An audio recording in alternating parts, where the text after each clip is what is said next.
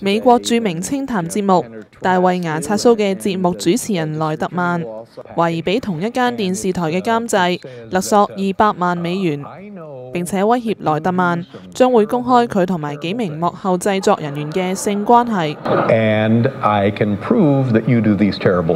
最近喺香港都有類似嘅桃色事件，民主黨立法會議員甘乃威突然解僱女助理。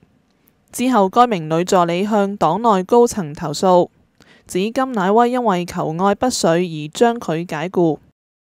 呢一件事俾報章揭發之後，甘乃威同太太出席記者招待會，澄清解僱事件並冇牽涉性騷擾。我想提，我係並冇任何對我嘅員工作出性騷擾嘅行為。其後又透過黨主席何俊仁話，該名女助理工作表現良好，盡責能幹。有網民就指甘乃威作為僱主喺員工冇犯錯嘅情況之下炒人，質疑女助理遭到無理解僱。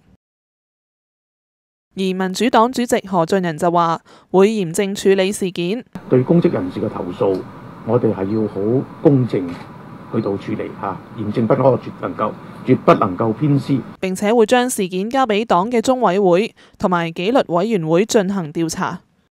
不過，接受女助理投訴嘅黨主席何俊仁同埋副主席劉慧卿，正係中委會嘅領導，同埋係有權委任紀委會嘅成員，不免被網民批評為自己人查自己人。又認為女助理嘅薪酬係由納稅人支付，民主黨有責任向市民公開調查報告。又認為今次嘅事件涉及公眾利益同埋立法會形象。民主黨唔可以以黨內紀律聆訊機制嚟處理。至於女助理嘅前僱主、前立法會議員兼公民黨前黨員譚香文就引述女助理話，甘乃威曾經對佢示愛最少2次。有部分網民就猜疑女助理遭到解僱之後，向平機會投訴嘅時候，對方反應冷淡，都唔尋求警方協助，而要向前僱主訴苦，對傳媒發佈消息。